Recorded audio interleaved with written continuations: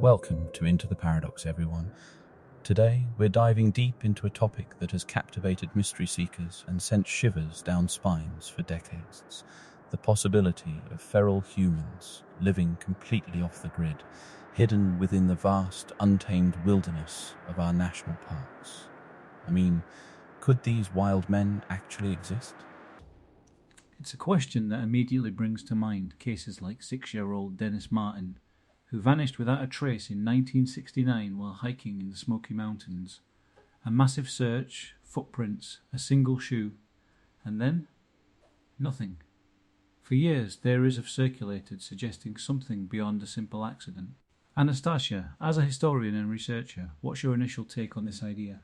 It's fascinating, Tom, because the concept isn't new. Historically, the wilderness has always been seen as this liminal space, a boundary where civilization ends and the unknown begins. Every culture has tales of wild men or woodwoses, beings that are human-like but exist outside of society, embodying the untamed forces of nature. So for these stories to persist, especially in such vast, ancient landscapes like our national parks, it taps into something deeply ingrained in our collective consciousness. Absolutely, Anastasia. And when you bring in the folklore aspect, specifically around places like the Great Smoky Mountains of Appalachia, these tales take on a very vivid, almost grotesque quality. We hear descriptions dating back to the 30s and 40s of human-like creatures, but with disproportionate features. There may be a humpback or a bent spine said to live in underground bunkers and set traps. These aren't just generic wild men anymore. They're specific, localized entities that have become part of the regional lore. From a crime and investigation standpoint, when someone vanishes, especially a child, the mind grapples for any explanation.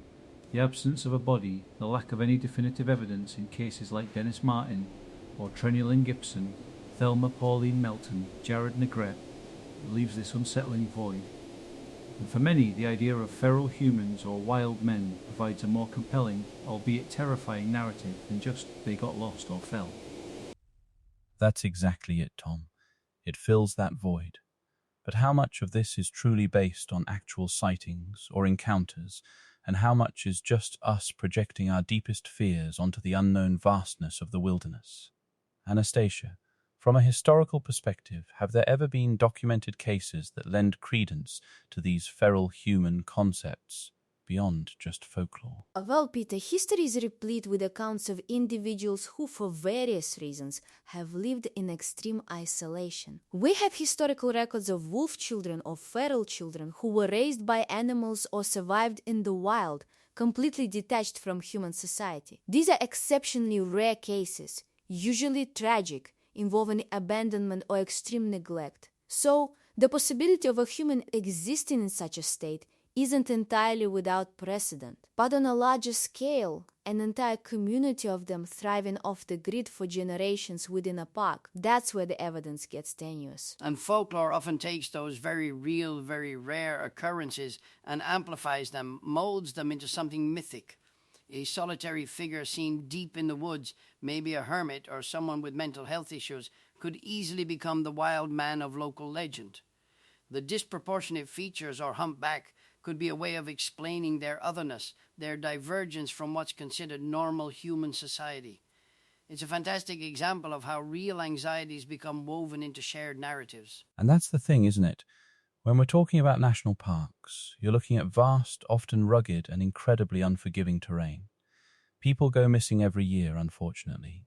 A significant percentage of those are due to accidents, falls, hypothermia, getting disoriented, flash floods. A small number are tragic suicides, and an even smaller percentage are genuine foul play. The idea of an unseen indigenous population of aggressive, human-like creatures actively preying on hikers, it sounds like a horror movie script more than a police report. But that horror movie element is what makes it so compelling, right? The descriptions of these creatures, human qualities, disproportionate features, humpback, bent spine, it really paints a vivid picture. Martin, are there specific folklore archetypes that these descriptions align with across different cultures?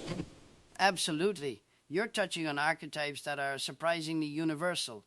Think of the European woodwose or wild man, often covered in hair, living outside civilization, sometimes benevolent, sometimes hostile. or even certain indigenous legends that speak of powerful, sometimes terrifying forest spirits or beings that are human-shaped but not entirely human, like the Sasquatch or Bigfoot, which interestingly also often fall into that cryptid category of existing outside verified science. The disproportionate features emphasize their alien nature to us, marking them as profoundly other, not quite one of us. From a historical perspective, these physical descriptions could also be a way of rationalizing unusual appearances. In times when medical knowledge was limited, any kind of significant congenital deformity, or even just someone who led an incredibly harsh life, deformed by malnutrition or injury, could be perceived as something monstrous or other. It's the human tendency to categorize, and if something doesn't fit, to create a new category for it, often one steeped in fear. So these creatures become a kind of catch-all for anything that doesn't make sense or fits our traditional understanding. Tom, when we look at the unsolved disappearances, Trenny Lynn Gibson, Thelma Pauline Melton, Jared Maigret, these are real people, real families left with agonizing questions. Does the existence of such feral human theories actually hinder or help investigations by giving people something to latch onto, or does it just muddy the waters? Honestly, it generally muddies the waters from a law enforcement perspective. While it's natural for grieving families and concerned citizens to explore every possible avenue, including these theories, investigators have to focus on actionable intelligence and verifiable facts. Chasing down rumours of wild men living in underground bunkers, setting traps, with no physical evidence, no corroborating eyewitness accounts that stand up to scrutiny, it pulls resources away from more likely scenarios. The most tragic cases are often the most mundane in their cause: a fall, exposure, or a very rare but human act of violence. That's a very practical, grounded perspective, and it brings us to a point made by sustainability scientist Elena Wood, who attributes many spooky happenings in national parks to wildlife like bears and cougars rather than feral cannibals. Martin, how does folklore address, or even perhaps distort, the very real dangers of the wilderness? Oh, folklore is a master at that. It often externalizes real fears into tangible, monstrous forms.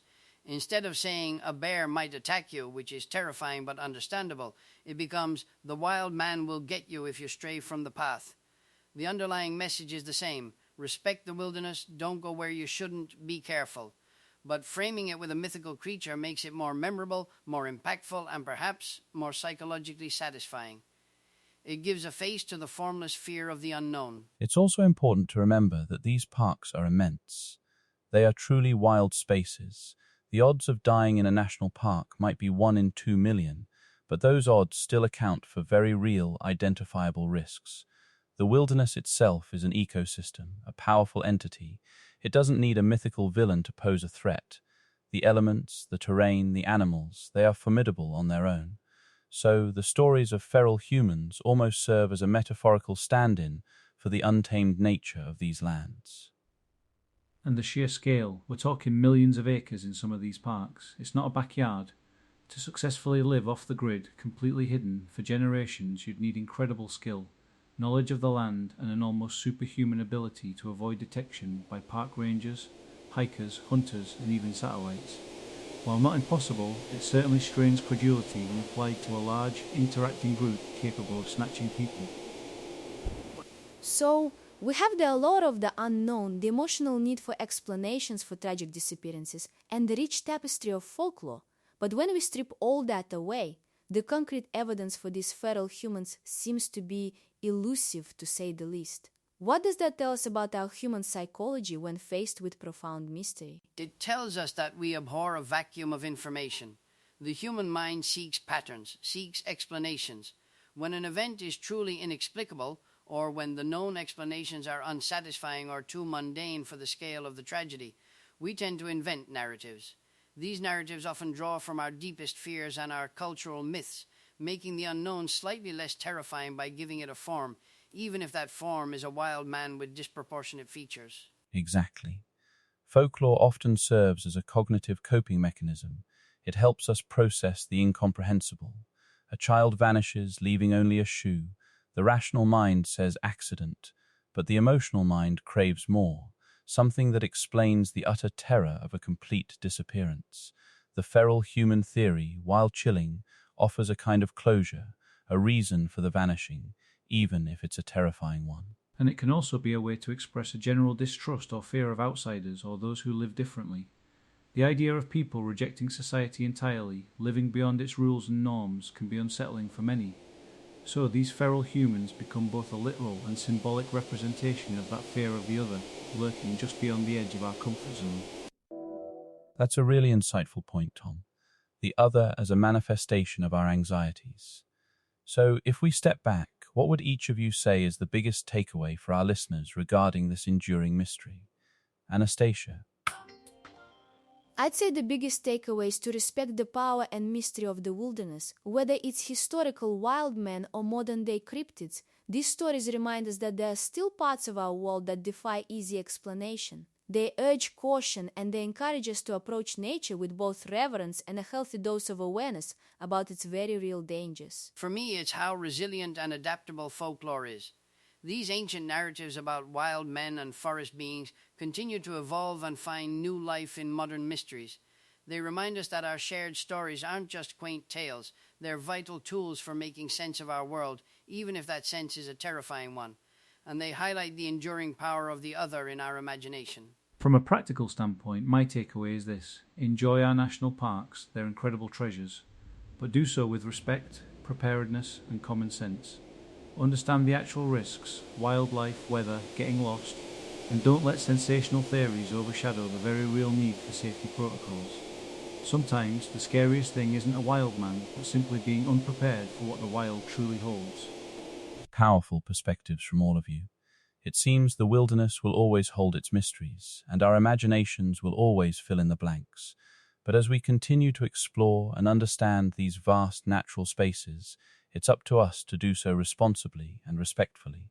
The existence of feral humans in national parks remains a captivating topic of intrigue and speculation, but the concrete evidence, as Tom pointed out, is scarce. Yet the stories persist, fueling our fascination with the unknown. Thank you, Anastasia, Martin, and Tom, for another truly thought-provoking journey into the paradox. Until next time, stay curious and stay safe out there. My pleasure, Peter.